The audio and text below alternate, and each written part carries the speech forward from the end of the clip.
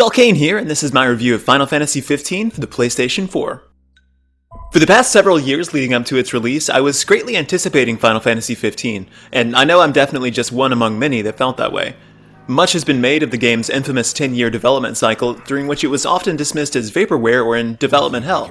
Of course, Final Fantasy XV wasn't actually in development for 10 years. This iteration of the game was only in development for about 3, sometime after Final Fantasy Versus 13 was scrapped. Evidently, Square-Enix thought 3 titles in the world of 13 was enough, and I agree with them. Even so, the hype for Final Fantasy XV has been building all these years, and as with any game with so much expectation built up around it, it's bound to disappoint in some way. I can't help but be reminded of the recent Chrono Trigger warship in I Am Setsuna, a title damaged by its willingness to encourage a comparison with its primary influence. Because Square Enix billed I Am Setsuna as a successor to that legendary title, it seemed like a much worse game than it really was. The same could be said for Final Fantasy XV, which is an excellent game damaged by an interminably long waiting period. Despite the wait, though, I feel 15 succeeds admirably in delivering an enjoyable experience. I'm generally pretty capable at separating my viewpoint of a game from my expectations, but even when considering those expectations, I'm not necessarily disappointed. It's a dramatic departure from what's familiar, and that, at least, is refreshing, since Square Enix is well known for endlessly rehashing their content and re-releasing their previous games. 15 takes place in a massive open world with a decidedly modern setting that reminds me of rural Texas of all things, a parched wasteland dotted with gas stations at which you can refuel Prince Noctis's ridiculously shiny black car gifted to him by his royal daddy. You'll spend most of your time in 15 driving from quest to quest, listening to classic Final Fantasy tunes on the car radio. Many of these quests send Noctis and crew off to hunt monsters or to fetch mundane items, like dog tags, for various NPCs. A couple of these NPCs seem to follow you around just about everywhere you go. In some cases, these side quests are quite inventive and memorable. One quest in particular has you stalking Deadeye the Behemoth, a fearsome beast that has been terrorizing the countryside. This guy is a lot stronger than what you've encountered up to that point in the game, and for that reason you can't attack him directly. Instead, you'll track him to his lair, where you'll find that it's not feasible to attack him head-on. By detonating some conveniently placed explosive barrels in the area, you'll be able to tackle the fight a bit more strategically. Another memorable quest finds Noctis and company laboriously scaling a mountain, resting at strategically placed outcroppings when stamina runs low. They're tasked with snapping a difficult photo on behalf of a guy that bears a striking similarity to Hurley from Lost.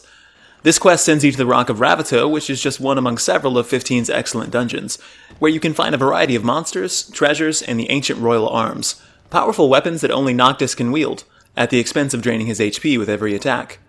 Although these 2 quests in particular are highlights, there are many others that are mundane and forgettable.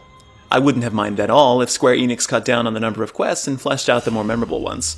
Of course, then you're forced to confront the problem of 15's massive world, which is admittedly a little empty in certain areas. The world of Eos is huge and it takes a long time to explore, but in some cases it does lack in variety. There are endless expanses of empty, sun-baked road, deserted rural wilderness, and dozens of almost identical gas stations. There are 2 major towns in Final Fantasy XV, only one of which is really a joy to explore. Altissia is genuinely pretty and expansive, echoing the design of Venice with its waterways, gondolas, and architecture. Lestalem is comparatively vanilla, but I wouldn't have minded a couple more towns in that vein just for the sake of variety. I can't help but think back to previous entries in the series that feature dozens of distinct towns. 15 is a much more advanced, costly game, and those art assets require a tremendous amount of resources to produce, but if you follow the development of the game at all, you'll know that there were a number of towns, at least 2 others, that were cut from the game in order to meet deadlines. I feel the game is somewhat more hollow without them. So, 15 has a massive open world with a series of great dungeons, but Final Fantasy is about more than just exploration, so how does the gameplay hold up? Square Enix has done a lot of experimentation with their combat systems in recent entries, displaying a lack of interest in returning to the series' turn-based roots. There are, of course, side entries like World of Final Fantasy and Bravely Default that stick to the tried-and-true turn-based formula, but for the main series, Square Enix has their sights set firmly on evolving the format. Final Fantasy XII was the first main entry to break from tradition, while 13 flirted with a return to pseudo-active time battle, although Paradigm Shift as the primary control method differs greatly from inputting specific commands for each character as would be standard. Final Fantasy XV makes the jump to what is essentially full-on action combat. Noctis is the only controllable character until DLC is available, and he can run and jump, dip, dodge, duck, and dive. And dodge. He wields a huge variety of different weapons, all of which have their own weight and unique style. There are a series of regular swords, daggers, great swords, what have you, but then also a lineup of mythical royal arms that feature incredible powers. Noctis has the ability to warp strike to his opponents from great distances away for an MP cost. The further away he strikes, the more damage he deals. Noctis also uses MP to phase out of reality in order to dodge attacks. Holding square in combat allows him to evade all incoming damage and to block and subsequently parry incoming attacks.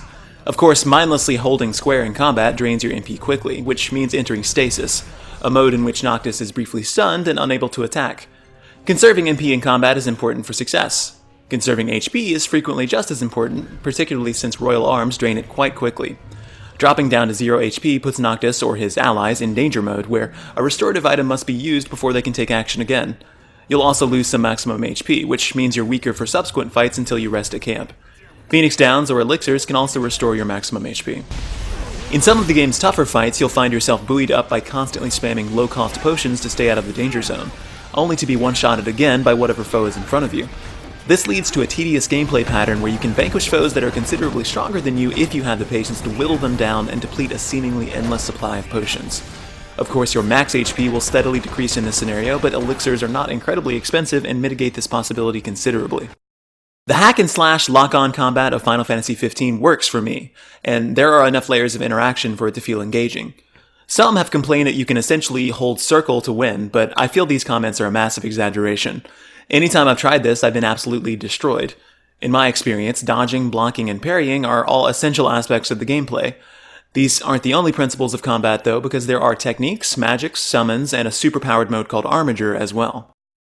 Each of Noctis' allies can equip a technique learned from the shared Ascension Tree. They are combat abilities that interrupt the normal flow of combat and play out before you, with a timed button press to finish it off. In some cases, these techniques can be chained together, but it's never really explained how this works. Many of these abilities are shockingly weak, but a scant few incredibly powerful.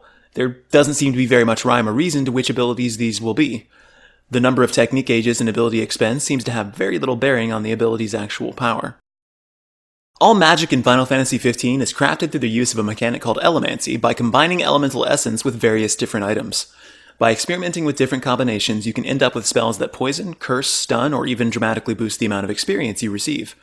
However, the spells themselves don't feel very satisfying to use. They're typically quite powerful and frequently end an encounter on their own, but since they're consumable, they never feel right to use.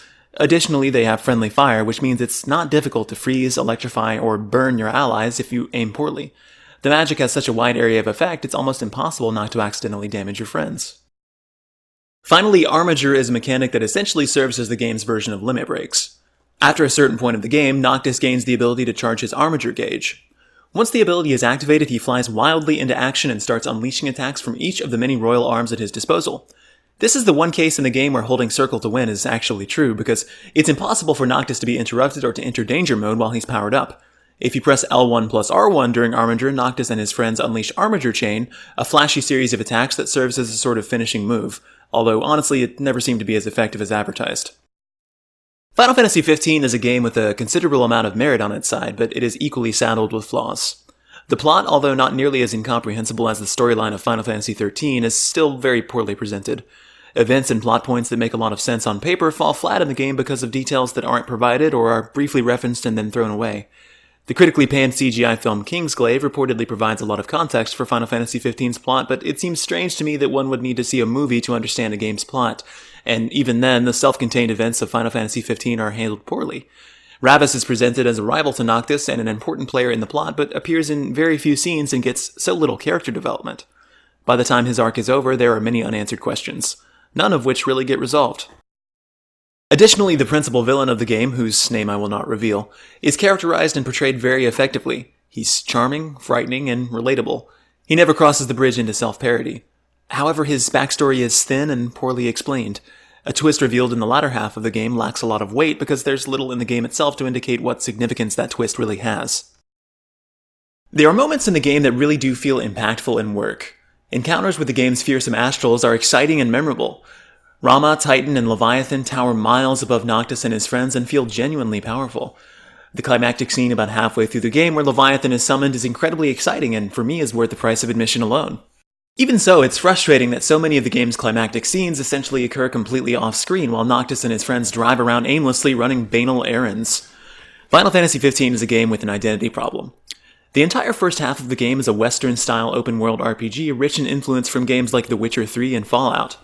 By the time you hit Chapter 9, though, the game becomes very linear, focusing on intense set pieces with little in the way of optional side paths. In a bizarre effort to hold the game together, Square-Enix helpfully included an option to travel back in time to tackle any unfinished quests. Of course, there are a huge variety of quests that aren't intended to be completed until the gang has reached much higher levels, and several areas are intended for post-game as well. This creates a jarring disconnect between the main narrative thrust of the game and the open-world sandbox of EOS. It's not difficult at all to get sidetracked while completing the dozens of menial side quests Final Fantasy XV has to offer. I eventually found it much more rewarding to focus primarily on the main quest, even if I'll acknowledge that it's fun to drive around EOS slaying monsters for profit.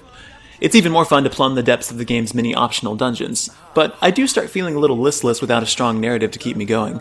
It's hard to characterize Final Fantasy XV's narrative as strong, but it's frequently exciting. Even the much maligned Chapter 13, which verges on survival horror of all things, was much more engaging to me than piddling around Lucius finding fanciful colored stones for an Italian stereotype. It's helpful, of course, that while completing the numerous quests the game has to offer, that the bond and rapport between the game's characters is always strong. The bros banter is always fun to listen to, and each of the characters has a distinct and memorable personality. Hey, don't go slipping. Man, love being in dark, cramped spaces. Really great how it just sets off my claustrophobia. Gladiolus is a muscular tough guy, Prompto a lovable goof, and Ignis more reserved and, let's be honest, a little prissy. I can't count the number of times his trademark British accent has stuck in my head after delivering lines like, "I've devised a new recipe." Bon appetit. Of course, Noctis himself is probably the least likable since he tends to get a little mopey, but this is pretty understandable considering what the game thrusts upon him. I feel like there's a lot to praise in Final Fantasy XV, but for every compliment I give it, I have to attach a caveat. The combat is really visceral and fun, but an overabundance of healing items trivializes the drama. Additionally, summons essentially serve as an instant win the game button and reward you for honestly losing the fight pretty badly.